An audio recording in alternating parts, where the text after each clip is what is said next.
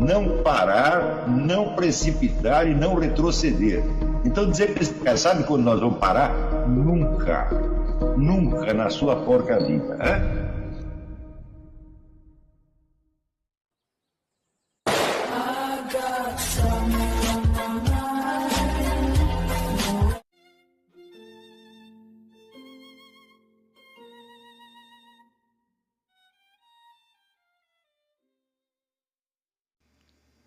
E aí pessoal, tranquilo? Então vem aqui antes do vídeo começar, pedir para vocês se inscreverem, quem não for inscrito, compartilhar, curtir, comentar. Quem puder seja membro do canal, que isso ajuda bastante. Tem também o link do Apoia-se. Quem puder ajudar nosso canal e apoiar financeiramente vai ser muito bem-vindo. Mas o mais importante é transmitir o conteúdo e os conhecimentos do professor Olavo de Carvalho para mais e mais brasileiros. Então compartilhe e ajude aí nossa causa. Muito obrigado a todos os membros, apoiadores do canal. Fico muito feliz. Tenho certeza que a gente está no caminho certo. Então fiquem com o vídeo e até mais. Valeu! Existe uma série de condições às quais nós humanos, estamos submetidos e que nos vêm da estrutura do universo exterior, do universo físico em torno, e que não tem absolutamente nada a ver com a nossa vida subjetiva, ou seja, o nosso cérebro, os nossos pensamentos não contribuem para isso no mais mínimo que seja. O máximo que podemos fazer é perceber essas condições e adaptarmos a elas da melhor maneira possível. Elas são absolutamente universais, quer dizer, todos os seres humanos estão submetidos a elas, e eu duvido muito que exista algum elemento na estrutura da razão humana, da cognição humana, que não seja inteiramente determinado por essas condições. Eu acho uma das coisas mais estranhas que aconteceram na história da filosofia foi que, por volta do Renascimento, o eixo da atenção filosófica se desvia do universo objetivo e se volta para o sujeito, buscando encontrar no sujeito a explicação de todas as nossas ideias sobre o universo exterior. Mais tarde, com o desenvolvimento, vamos dizer, da anatomia e fisiologia, passa-se a buscar essas explicações no cérebro humano. Ora, o cérebro não é nada mais do que um objeto material, entre outros, e ele, portanto, está sujeito às mesmíssimas condições externas às quais eu estou me referindo.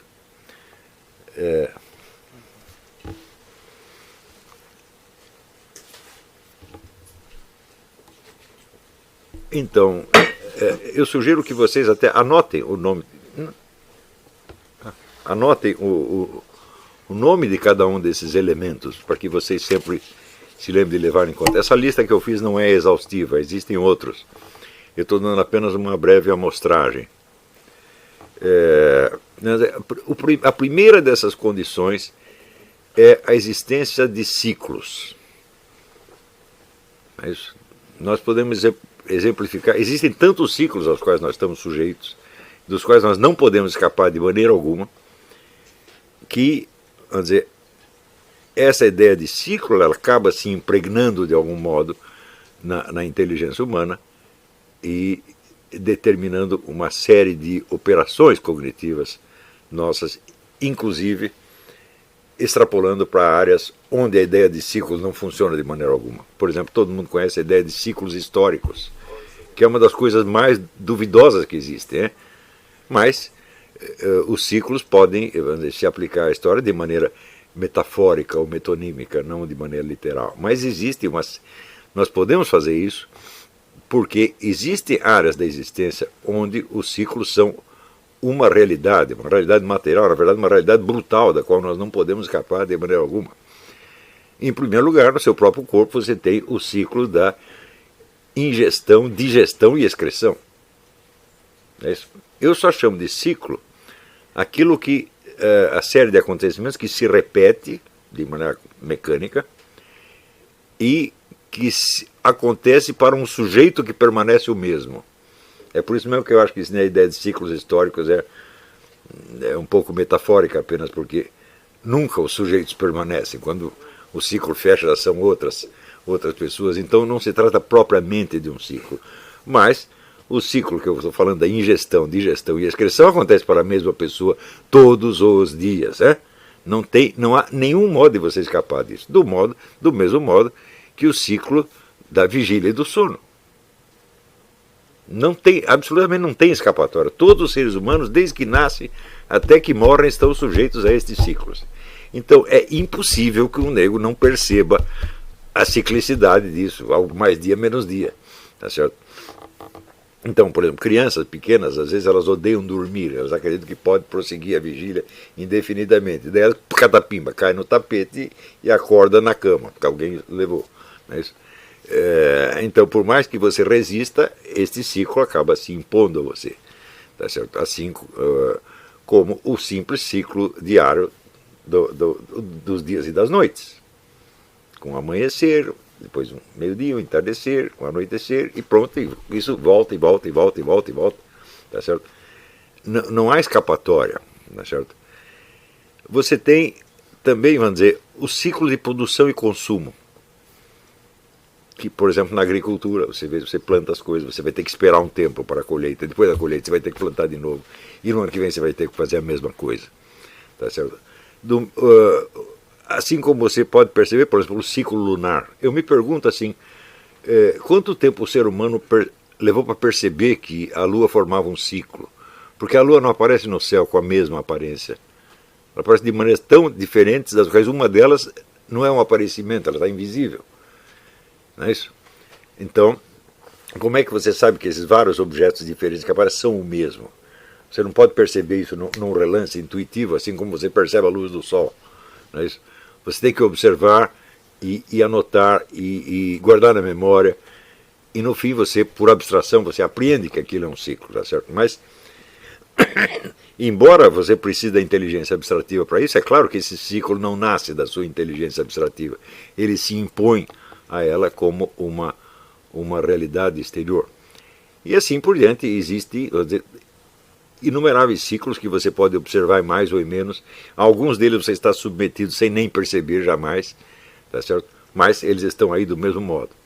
Então, vamos dizer, esta ideia do ciclo, quer dizer, de uma coisa que decorre no tempo, mas que, de certo modo, volta a uma etapa anterior, sem que o ponto de encontro com a etapa seja o mesmo anterior, tá certo? Essa será uma das estruturas fundamentais da inteligência humana.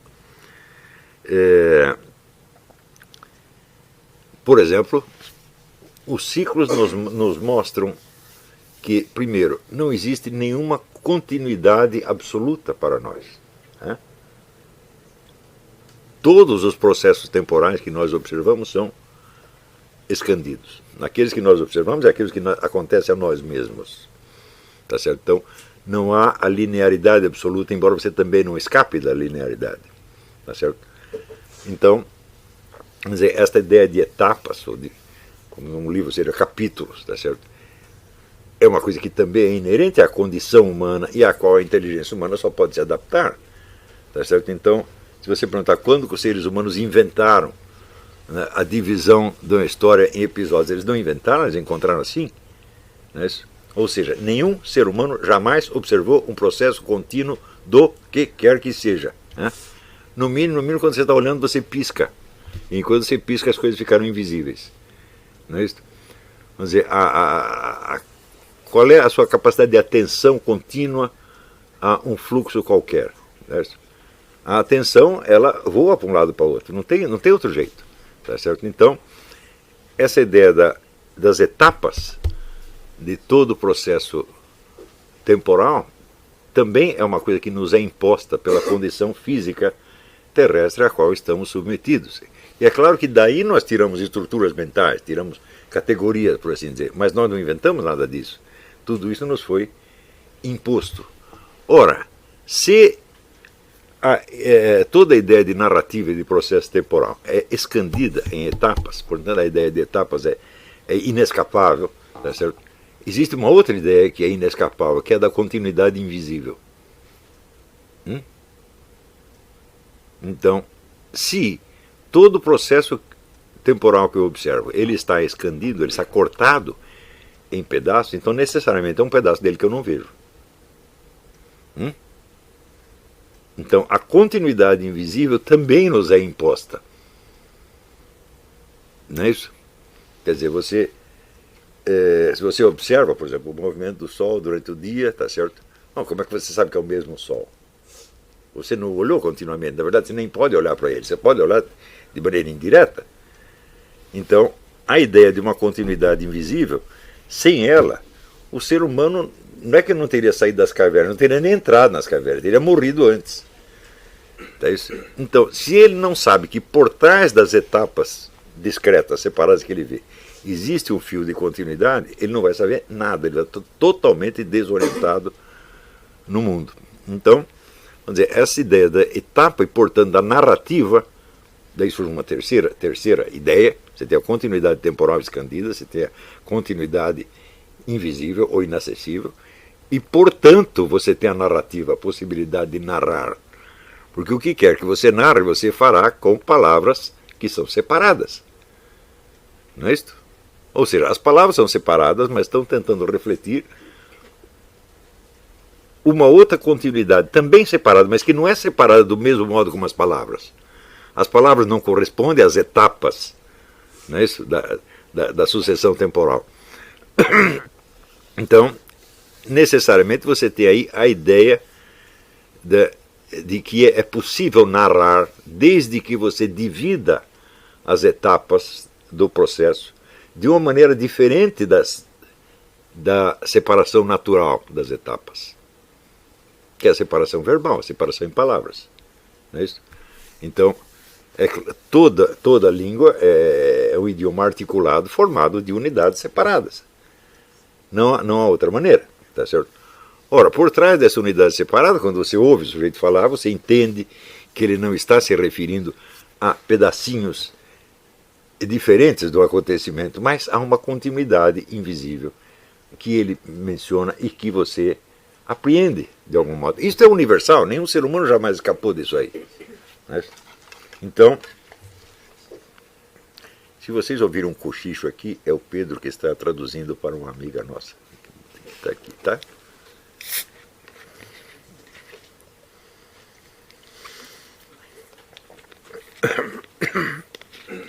Então, com essas duas noções, que vamos dizer que é a dos ciclos e a noção das etapas, portanto, da continuidade invisível e da narrativa, aparece uma terceira imposição, que é a ideia de escala e proporção. Absolutamente tudo aquilo que nós fazemos implica algum tipo de proporção e de escala. Por exemplo, se eu quero levantar uma pedra, eu tenho que fazer uma força que seja proporcional ao peso da pedra e que a supere um pouquinho. Sim ou não? Não é isso? Isso aí até um gato sabe que para ele saltar um muro ele precisa fazer uma força proporcional. Então, em todas as ações humanas, em todas as situações, nós nos defrontamos com essa realidade de certas escalas e proporções que são, por assim dizer, invencíveis. Você não tem como escapar delas. Não é isso? Então, até para você ficar de pé, quer dizer, você precisa fazer uma força que seja proporcional ao peso do seu corpo.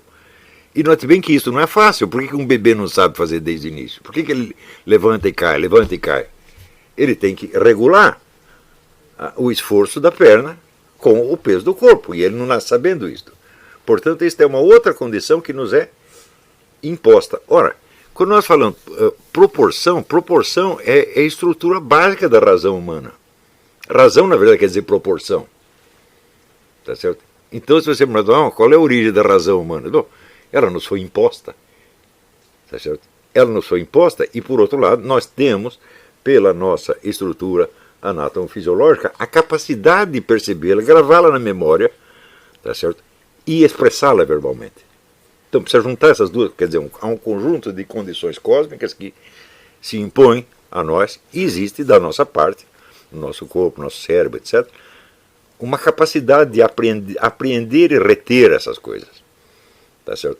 Portanto, isso é a mesma coisa que dizer que, vamos dizer, a estrutura da razão, da inteligência humana, do conhecimento, não deriva da estrutura do cérebro. Você pode desvasculhar a estrutura do cérebro quanto você queira, porque o cérebro não está no ar. Ele está num preciso lugar do universo onde todas essas condições se impõem a ele. Então, quer dizer, ele não precisa gravar tudo isso no cérebro para funcionar. Né? Por exemplo, você sabe que você, quando acorda no dia seguinte, depois de ter dormido, você é a mesma pessoa, e a sua mãe que está ali é a mesma mãe da véspera. Você sabe tudo isso? Não foi o seu cérebro que inventou isso? Não, isso lhe é imposto. É uma condição externa. Tá certo? E, portanto, eu acredito que todo estudo, vamos dizer, da neurofisiologia cerebral, ele é muito interessante, mas ele será inútil se ele não for conjugado com o estudo da estrutura, vamos dizer, do espaço-tempo em torno. Não tem como escapar disso aí. E eu, na verdade, nunca vi um estudo desse tipo. Há, vamos dizer, algumas pessoas quase chegaram nesta ideia. Um deles foi o Erwin Panofsky, mas estudando na parte, vamos dizer, da estética, da filosofia da arte. Tá certo?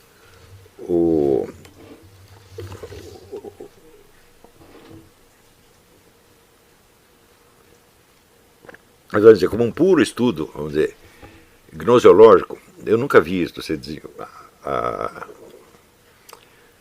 explorado assim, com a profundidade devida, com a atenção que merecia. Na verdade, eu mesmo, se eu estou falando disso pela primeira vez, quer dizer que eu já deveria ter falado antes, deveria ter abordado esse assunto com muito mais profundidade.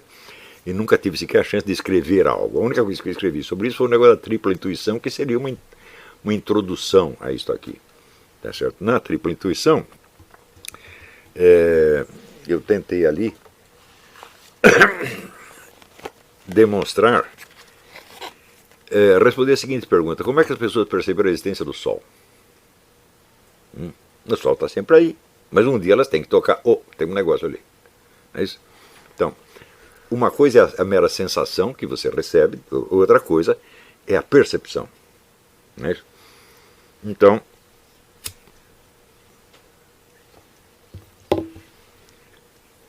também pergunta, quando perceberam a existência da luz? Eu acho que é quando a luz desaparece e depois ela volta. Então, a percepção da luz é simultânea, é coexistente com a percepção da diferença entre enxergar e não enxergar. Não é possível você perceber a luz, a não ser pelo fato de que quando ela está presente você enxerga e quando ela vai embora você não enxerga mais.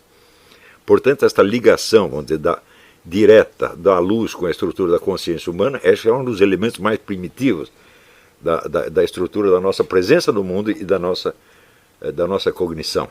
Tá certo? Portanto, eu vejo que este simbolismo antiquíssimo do Sol como símbolo, vamos dizer, da inteligência, do conhecimento, tal, é uma coisa natural. Ele não é um simbolismo natural, não é uma coisa inventada. É claro que existem muitos simbolismos culturais criados em cima disto, mas tem que ter uma base na percepção natural. Muito bem, na medida em que você tem, vamos dizer, as escalas e proporções e que você não pode escapar dela, você vai ter necessariamente a diferença entre quantidade e qualidade. Porque todas as qualidades que você observa existem numa certa quantidade. Por exemplo, um som é alto. Quanto ele é alto? Um som é agudo. Quanto agudo? Isso também nos é imposto pelas condições externas. Por exemplo, você está frio. Quanto de frio? Está calor. Quanto de calor? Isso está presente em absolutamente tudo. Quando você identifica uma qualidade, existe nela uma quantidade. Quer dizer, todas as qualidades, em princípio, correspondem a quantidades. Tá certo? Embora não se identifiquem com elas. Eu posso dizer, o calor não é a mesma coisa que o grau de calor. Não é isso? Se está, digamos, 32 graus, está calor. E se está 45, também está calor. O calor é o mesmo, apenas aumentou a intensidade. Então você entende que o calor tem uma gradação, mas ele não é uma gradação. Não é isso? Isso também nos é imposto, não temos como escapar disso aí. Ou seja, uma mera gradação, um mero aumento quantitativo, não gera uma qualidade. E a qualidade por si, é impossível ela existir sem alguma quantidade, que não basta, por sua vez, para determiná-la. Não é isso? Então, você vê que, muito tempo depois dos primeiros homens terem feito a experiência dessas coisas, surge a discussão das qualidades primárias e secundárias dos objetos. sendo qualidades primárias, aquelas que podem ser imediatamente medidas, que seria o peso, o tamanho e o movimento. Isso aí foi, sei lá, John Locke que inventou isso aí. Ou John Locke, ou Isaac Newton, ou Galileu, um deles. Né? Ou todos juntos. E as qualidades secundárias seriam aquelas que só são percebidas em função da fisiologia humana, como por exemplo a cor, sabor, etc. Acontece que hoje nós temos meios de medir tudo isso. Então o campo do mensurável das qualidades ditas primárias aumentou formidavelmente e essa distinção evidentemente ela não vale mais. Tá certo? Na verdade ela foi adotada apenas por uma questão de facilidade. Mas ela criou um tremendo preconceito contra as qualidades secundárias que eram tidas como meramente subjetivas. Eu digo, mas se elas fossem meramente subjetivas, elas não precisariam do excitante externo. Eu poderia sentir o sabor só porque quero sentir sabor. Quer dizer, a ideia de que as qualidades secundárias são subjetivas, ela é absolutamente insustentável. Tá certo? Mesmo elas não são impostas de algum modo. Tá certo? Você diz, essa comida está salgada. Quanto salgado? Hã? É salgado como, sei lá, uma coxinha de frango, é salgado como um saco de sal. Não é a mesma coisa, Então, esse acúmulo de condições que vão se impondo ao ser humano dão para eles dão para o ser humano uma visão da sua condição terrestre, da sua condição de existência, onde ele está e quem é ele no meio disto. Tá certo? Sem essas condições, nós não entenderíamos absolutamente nada. Ele precisa ver de um lado essas condições, e por outro lado precisa ver um aparato psicofísico capaz de, não só de apreendê-las, não só de senti-las, como um animal também sente, mas de retê-las na memória e simbolizá-las de algum modo. Tá certo? Quando digo reter na memória e simbolizar, é um ato quase instantâneo, porque você, quando você grava a coisa na memória, você grava só uma parte dela, que fica funcionando como símbolo do resto. Né? Isso, por exemplo, você tem uma imagem de vaca, simboliza um montão de vacas, ou simboliza a mesma vaca num outro dia. E, no entanto, é uma vaca só que você está vendo. Tá certo? Então, isso aí já é uma outra coisa que se impõe a nós de maneira absolutamente inescapável, que é o signo. Nós nada podemos fazer sem signos, e tudo o que nos aparece é signo de alguma coisa. Às vezes da mesma coisa, tomada na sua totalidade, quando você só a vê. Por exemplo, eu estou vendo a Carla aqui, eu digo, mas isso que eu estou vendo é a Carla? Eu falo, não, esse é o aspecto momentâneo que a Carla tem aqui. Carla, Estela, o Edson, né? Não é isso? Então, essas presenças, elas são reais, mas elas são símbolos da coisa inteira que está por trás. Não é isso? Não temos como escapar disso. Por quê? Porque não temos percepção de continuidade absoluta, de continuidade material. Não é isso? Então, qualquer etapa que você perceba é um símbolo da continuidade invisível que está por baixo. E a continuidade invisível, ela não pode ser uma conclusão que você tirou das várias coisas separadas, porque para que ela fosse uma conclusão, quer dizer, um produto da nossa mera abstração, seria preciso que você primeiro visse as etapas separadas de maneira totalmente inconexa. E depois você as juntasse numa continuidade. É possível isto? Não, não é. Por exemplo, eu estou vendo aqui a Carla Edson, pisquei, estou tendo uma nova percepção. Esta percepção é totalmente separada da anterior? Não. Então a continuidade invisível está presente. Ela se impõe a nós. Não é uma conclusão que nós tiramos. Tá certo? Não é uma criação da nossa mente, como dizia Kant. Nós percebemos só pontos separados e depois juntamos na nossa cabeça. Não dá para fazer isto. Essas coisas já vêm juntadas de uma maneira que mostra a presença delas na estrutura do universo. Nós não contribuímos para isso em nada. Tanto que a nossa compreensão disso é problemática e progressiva. Você vai percebendo essas coisas aos poucos. E quando você percebe, bom, seu vizinho também percebeu muitas coisas. Não é isso? Então, eu acredito que a estrutura da nossa razão, do nosso entendimento, ela é a estrutura do universo. Ela não é idêntica, evidentemente, mas ela é como se fosse, vamos dizer, imposta. Isto não é voltar, vamos dizer, à teoria do realismo ingênuo, de que as coisas que são percebidas, elas se grudam, por assim dizer, na nossa memória, como se fosse sobre uma folha de papel. Não é disso que eu estou falando. Eu não estou falando dos objetos, mas das estruturas. Quer dizer, essas estruturas se impõem a nós, não como objetos da nossa percepção, mas como condições da nossa percepção. Então, elas determinam a possibilidade que nós temos de ter percepções, de ter razão, de ter memória, etc, etc, etc. Então, não é a nossa memória também que está costurando, ao contrário. Se a unidade dos objetos que eu estou percebendo dependesse da minha memória, eu podia fazê-los e desfazê-los a meu bel prazer. Mas aqui eu estou olhando o Edson, fecho os olhos, abro, está lá o mesmo Edson, fui eu que criei. Não? Se fosse eu que criei, eu poderia botar outro ali, eu ponho o Pedro lá, põe o que eu quiser. Então, a continuidade dos objetos, que é a continuidade que está para além da nossa percepção sensível, ela também se impõe a nós como uma realidade inescapável. Não é isso? Se não fosse isso, nós estaríamos totalmente desorientados. E se isso dependesse exclusivamente da nossa subjetividade ou do nosso cérebro, seria a mesma coisa que dizer que nós estamos recriando o cérebro e todos os objetos, e a unidade de todos os objetos a cada momento, que é evidentemente uma impossibilidade matemática. Não é isso?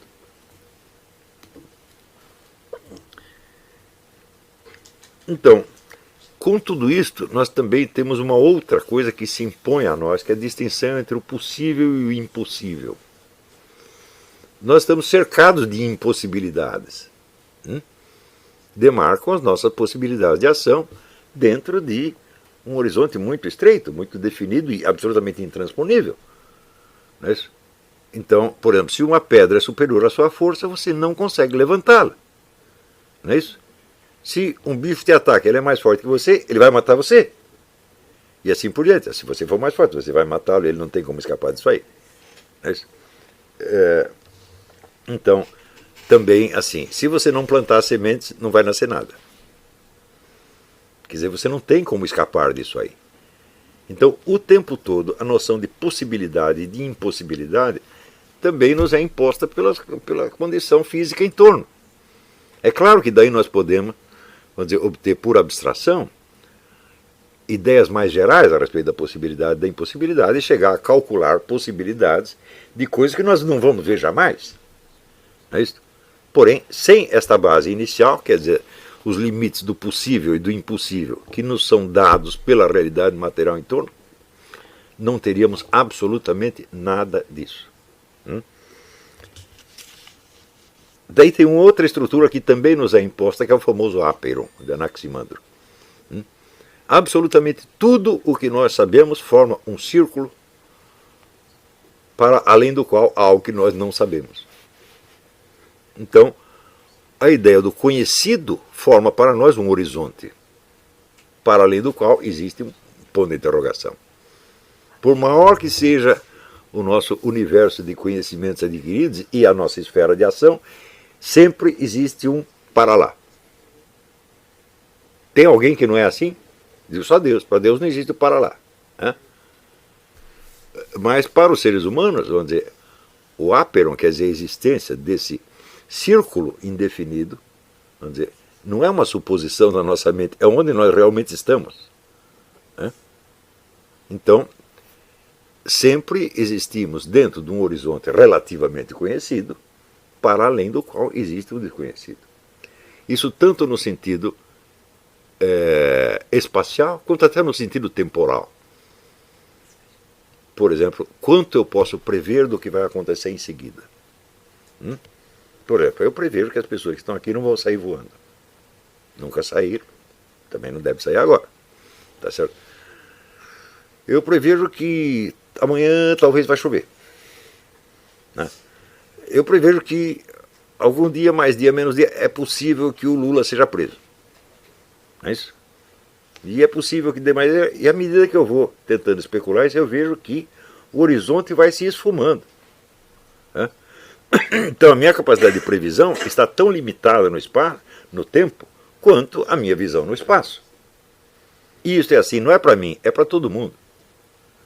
Não é isso? Por exemplo, o sujeito pode prever, bom, se eu plantar tais coisas aqui, esse aqui, o negócio leva tanto tempo para germinar, tanto tempo para crescer, daqui 6 meses eu pego. Bom, e se houver uma geada, se houver uma tempestade de neve, se houver um bando de gafanhoto atacar aquilo, você não sabe. Então, vamos dizer, a esfera do previsível está colocada dentro de uma esfera maior do imprevisível. Isto por causa da nossa mente, falando, não, não, não. A realidade em torno, ela é assim.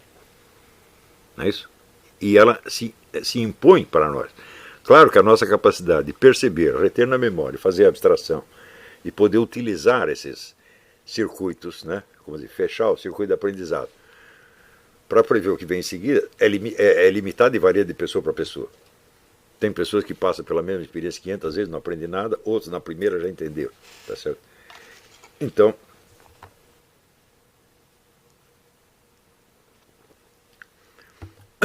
esta variedade também nos é imposta. Porque quando eu apreendo uma coisa, não quer dizer que o vizinho apreendeu a mesma.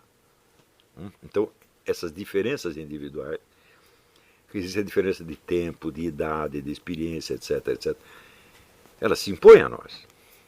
Ora, por que se impõe? Por que eu percebo que um ser humano, por exemplo, ele leva mais tempo para aprender do que eu? Ou que ele sabe menos do que eu?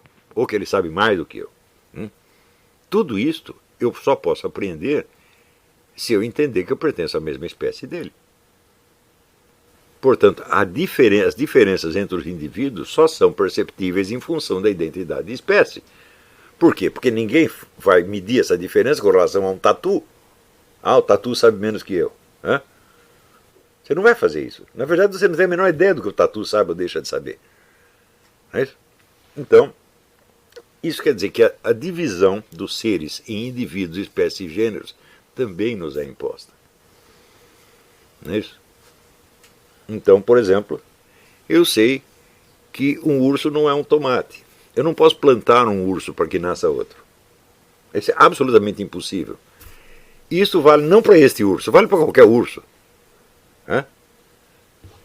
Também não posso caçar os tomates.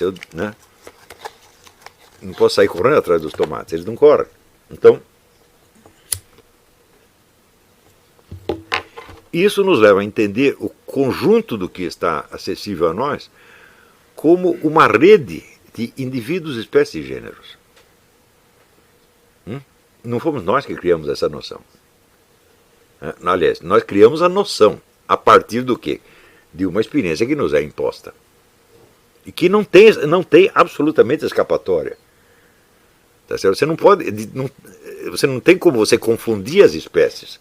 Quando você confunde, você errou, e esse erro pode ser fatal. Não é isso? Então, sei lá, você esperar que um urso se comporte como um tomate, eu acho que isso nunca aconteceu, ninguém jamais foi tão idiota a esse ponto. Não é isso? Então, também esperar, por exemplo, aqui você tem um cabrito, vê o urso, come o cabrito, nunca aconteceu o contrário. O cabrito come o urso. Então, tudo isso,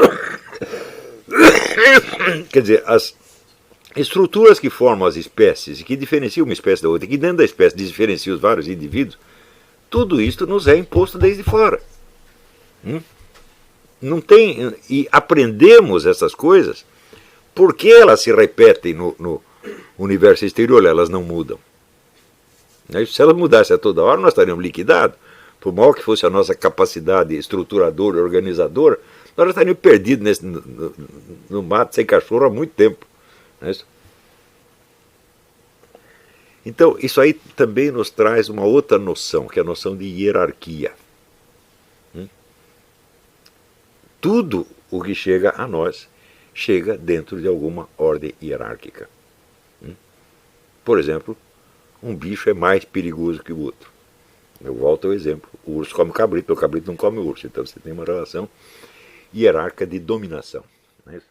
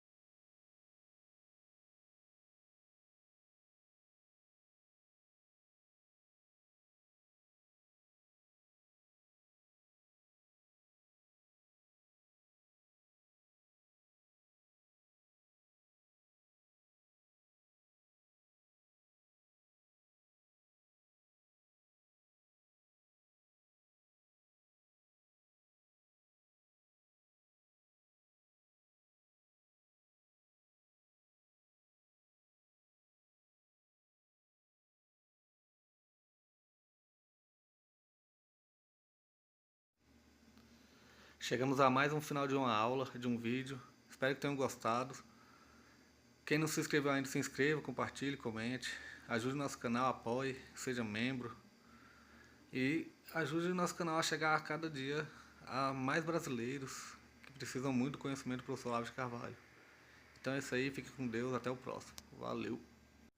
Então é isso aí, pessoal, que é o nosso canal, que são alguns livros que eu já li. A maioria foi doação, mas alguns eu adquiri, professor Olavo de Carvalho.